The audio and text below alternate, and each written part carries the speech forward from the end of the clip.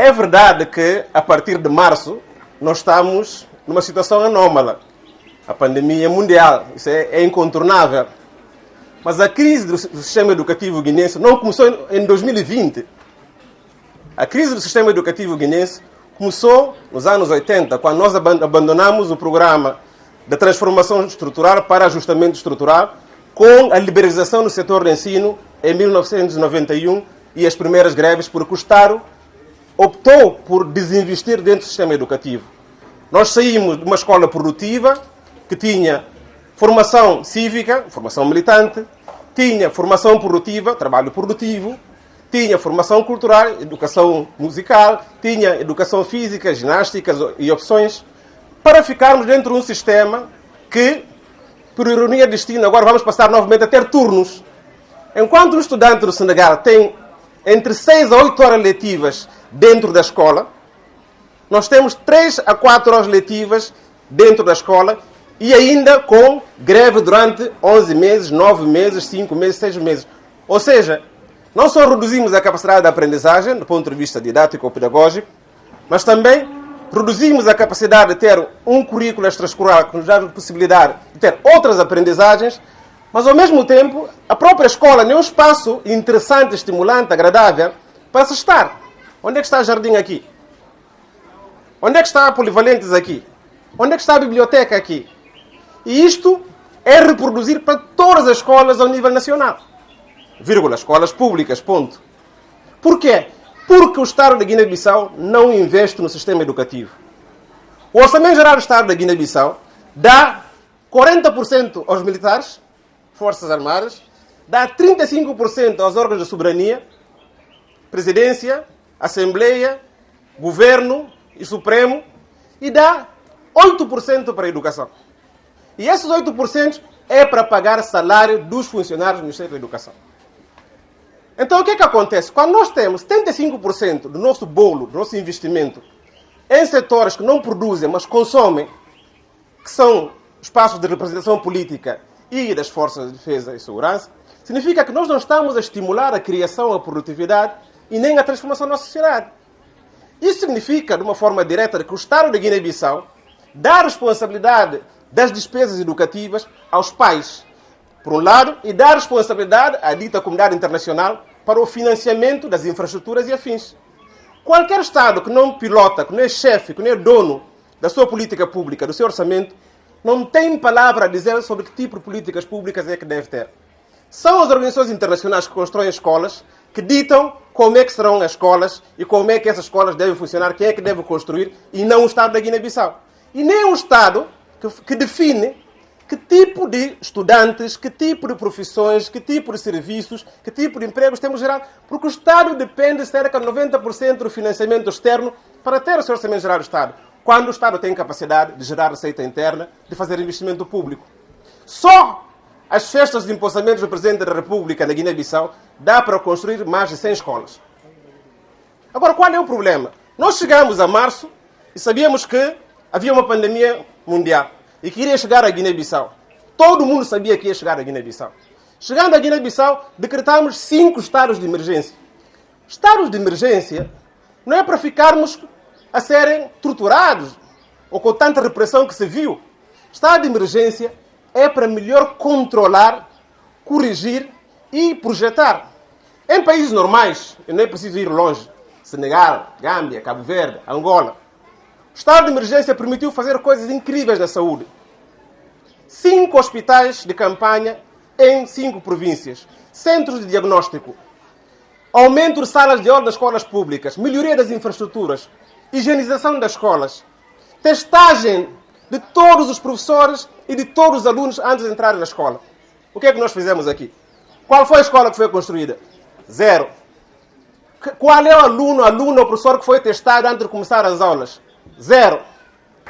Qual é a capacidade do ponto de vista pedagógico? Biblioteca, livraria, salas de orientação vocacional. O que é que existe aqui? 0. Mas o que é que o Ministério fez? Mudou todos os diretores, porque servia a lugares políticos. Todos. Nós formamos, no âmbito do programa de alimentação escolar, mais de 800 professores, supervisores e diretores de escola. Hoje ninguém está. Entre 2014 e 2018, uma ONG FE, que trabalha na formação dos professores, formou mais de 600 professores e diretores de escola para fazer acompanhamento do material pedagógico, a produção de conteúdos e a avaliação do sistema. Todos fora do sistema. Por quê? Porque, do ponto de vista político, essa confusão é interessante porque é isso que dá voto.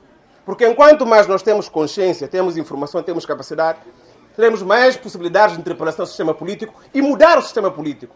Enquanto nós não mudarmos o sistema político, o tipo de ator político, o tipo de políticas públicas que vem para o sistema educativo, vamos continuar a ter os mesmos políticos, as mesmas escolas e o pior Estado. Portanto, a responsabilidade dessa mudança está nas vossas mãos.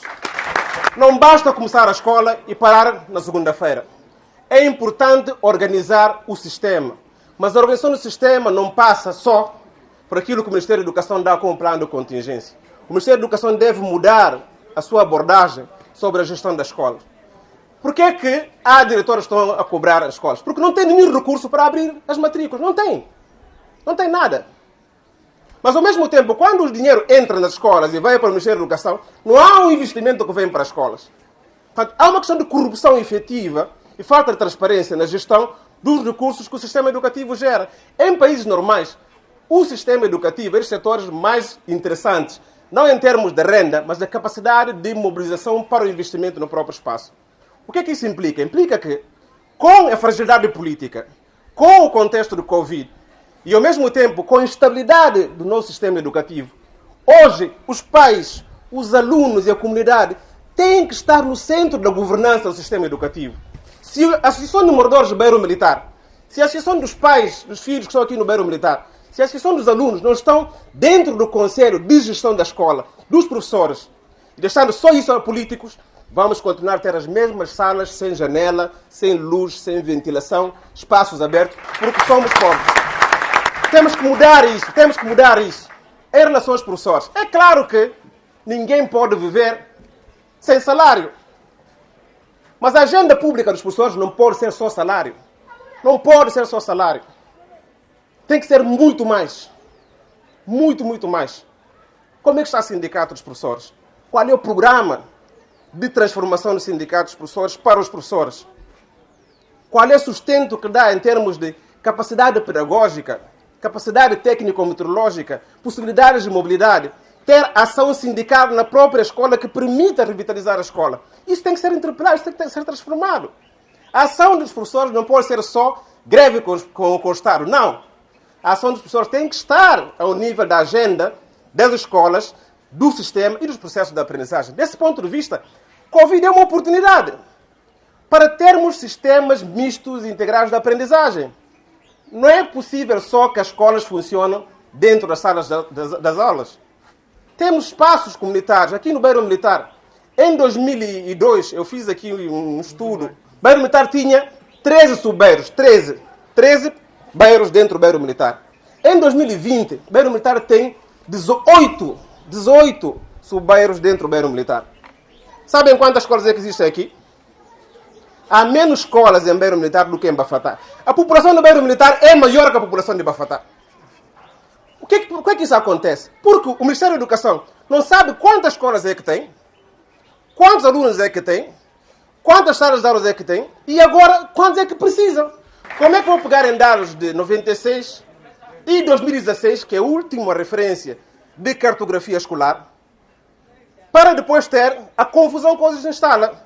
Professores efetivos, contratados, novos ingressos, e criar todas essas categorias porque não consegue prever qual é a necessidade que tem em termos de recursos humanos para proporcionar a formação. Mas também os sindicatos não têm também os números, o que é incrível. Nós temos 3 sindicatos só no setor da educação. Como é que é possível? Para um país tão pequeno, 3 sindicatos. Há 4 ainda... Mas... Quer dizer, tem que ter um sindicato para efetivos, um sindicato para independentes, um sindicato para os integrados. Não dá. Se não houver uma plataforma de comunicação, de construção de uma ideia de unidade dentro do sistema educativo, a partir da concepção dos professores, muito dificilmente a classe docente será uma classe respeitada. Porque não consegue fazer a união à base da sua força. Quando um sindicato diz vamos à greve, outro diz não vamos à greve. Por quê? Porque o líder já foi corrompido. Não pode. Por isso, esta dinâmica do Covid, aconteceram coisas interessantíssimas. Burkina Faso. Zonas rurais com características como essa, embora estamos na capital. As aulas que foram feitas durante o período do Covid foram a 3 níveis. Teleaula, radioaula e chat-aula. Ou seja, através de... Todo mundo aqui tem telemóvel, vocês mandam mensagem. Os professores aprenderam com os alunos como trabalhar nas tecnologias. Criaram programas pedagógicos interessantíssimos de pesquisa, de propostas técnicas e pedagógicas de abordagem ao espaço e saíram do quadrado sala de aula. Aqui, o que é que aconteceu? Tivemos teleaula. Alguma televisão aqui dá aula com algum professor e tal? Zero. Tivemos programas de rádio a dar aula com o professor a explicar? Zero. Ainda querem fazer exames nacionais sem que o próprio programa estivesse harmonizado. Ou seja, é um contrassenso. Portanto, nós temos que ter a capacidade crítica para dizer nós não estamos numa boa direção. Esta direção não nos serve. Temos que encontrar outra plataforma. E cada escola, felizmente, cada escola tem possibilidade de fazer propostas dentro do seu programa de como é que pode adaptar o mecanismo da aprendizagem para permitir com que o aluno tenha maior horizonte. Isto só os professores e os alunos que estão no coração do sistema é que têm essa possibilidade.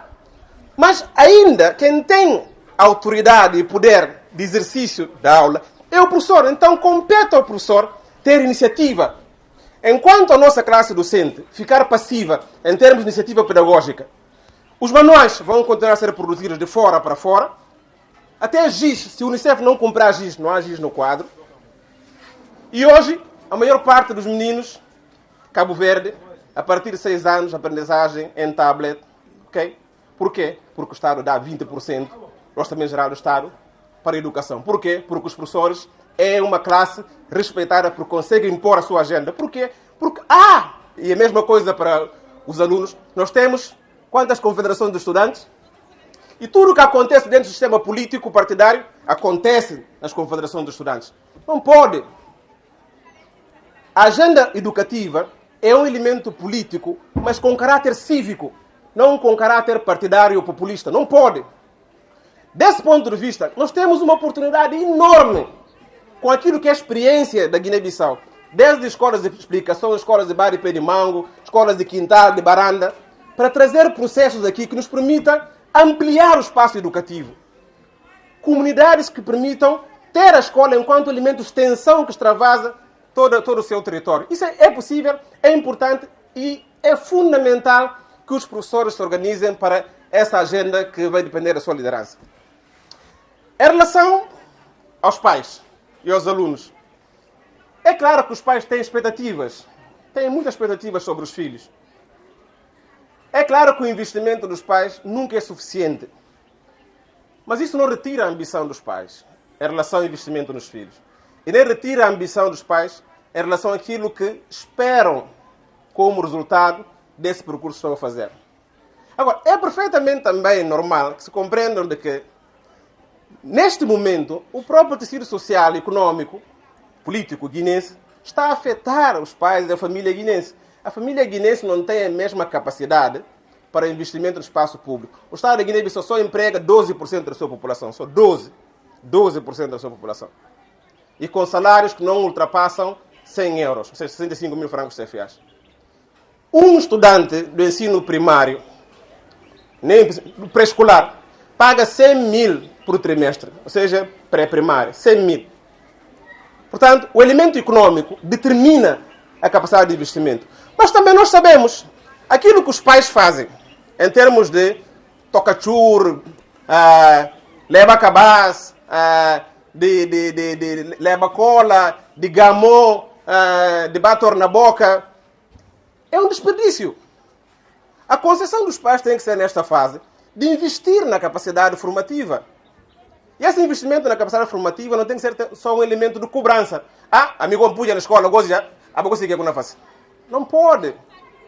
Nem o nosso país sabe o que fazer. Então, os filhos precisam de maior acompanhamento, mas também maior orientação e responsabilização. E tornam um elemento muito crítico, porque dentro do sistema de ensino guineense, não há orientação propedêutica, não há orientação pedagógica, não há orientação psicossocial. O que é isso? Quando o aluno ou a aluna chega ao 9º ano, começa a ser orientado qual é o agrupamento que pode escolher, atendendo às suas aptidões, ou seja, aquilo que pode fazer, as suas competências, ou seja, aquilo que conseguir aprender, aquilo que lhe dá mais prazer, ou seja, aquilo que gosta, mas também em relação àquilo que é correspondência com o mercado, que é com não é como empregos que estão a dar mais, não só oportunidade econômica, mas também saídas, o pessoal do fazer carreira. As escolas normais, eu vou ser padrinho na próxima semana do Liceu João 23, o Liceu João 23 tem esse modelo. Por que uma escola privada pode ter um modelo de orientação pedagógica e uma escola pública do Estado não pode ter orientação psicossocial e propedêutica? Por quê? Mesmo que o Estado não queira fazer, não é possível. Nós estivemos cá a fazer sessão com os alunos. Isso é que é pedindo nenhum PES, não quero nenhum PES. É pedindo para não acompanhar eles. Nós temos que eles ler. Que curso que eu faço? Que mandou com que curso? Um curso de medicina, ou seja, matemática, ou seja, biologia, ou seja, física, ou seja, química. É, não pode. Você gosta dela? Nunca muito gosta, nem para gosta dela. Ok. Mas o que eu comecei a fazer? Me ser advogado. Ok.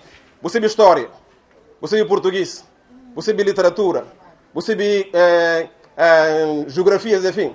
Bom, nunca muito. Então, há necessidade de orientação. Porque eu posso ter competências e aptidões, mas não tenho interesse nessa área. Isso pode ser orientado, pode ser convertido. Para bem, eu não era labradora, a mim ser engenheiro. Sim, a escola dá-nos possibilidade de ter mobilidade. Mas com base naquilo que são essas 4 dimensões. A orientação pedagógica é o elemento crucial para o sucesso na universidade. Na ausência de orientação pedagógica, nós corremos o risco de fazer investimento que tem muito mais lentidão no seu retorno. Agora, o que é que isso nos permite? Permite, por um lado, e é aqui a nossa sorte, não câncer, não dificuldade, e por não render alternativas. É que a dubriagem, mas busca saídas. E nesse buscar de saídas, há coisas interessantíssimas. As experiências que vocês têm ao nível das associações têm-vos permitido dialogar com essas formas de intervenção.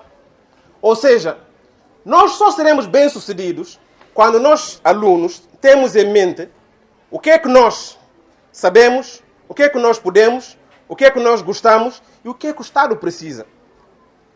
Mas há um outro problema, porque o Estado, na Guiné-Bissau, não tem uma estratégia de investimento no capital humano.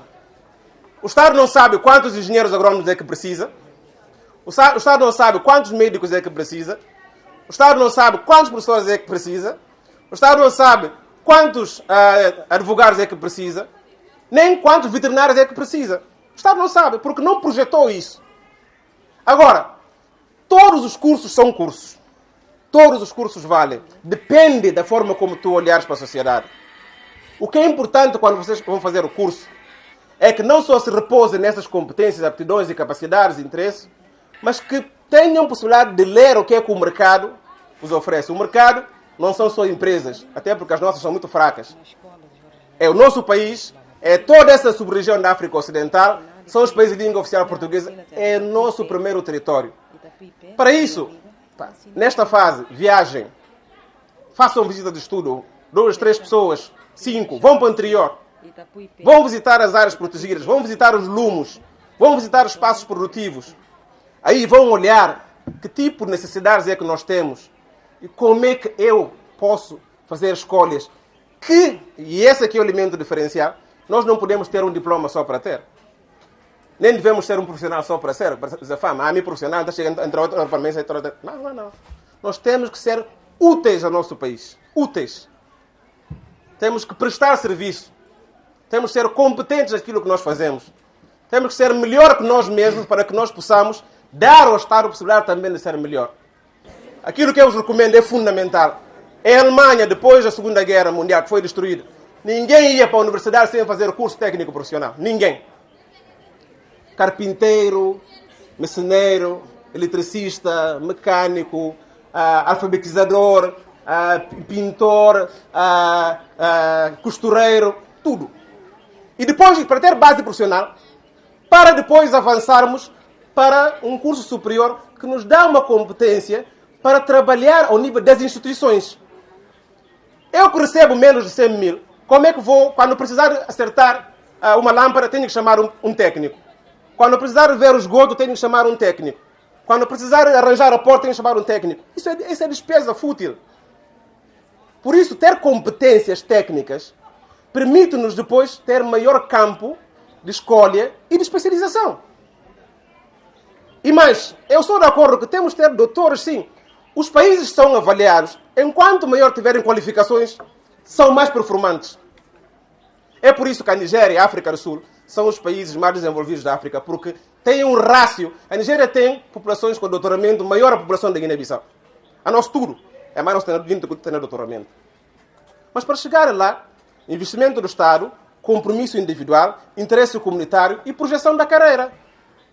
É fundamental ter essa competência para que, depois de saírem dentro do sistema, que eu vou falar como não vai pedir trabalho, a voz vou ter trabalho. Ter trabalho, emprego e serviço são três coisas diferentes. Trabalho está conosco, é aquilo que nós sabemos fazer. Emprego é um contrato que nós fazemos com outro para prestar serviço. E o serviço é aquilo que nós recebemos mediante a prestação do emprego que nós temos.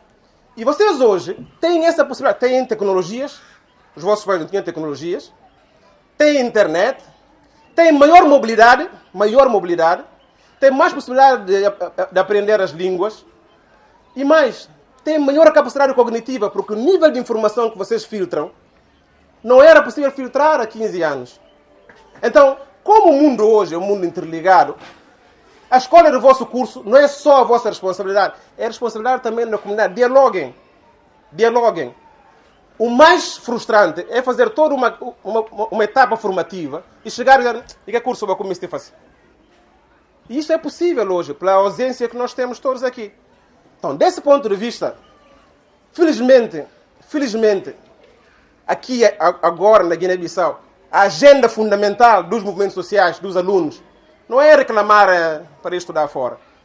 É reclamar, é trazer uma agenda que obrigue o Estado da Guiné-Bissau a pôr nas políticas públicas, a definir o orçamento para que haja bolsas de estudo aqui na Guiné-Bissau. Isso não existe na Guiné-Bissau.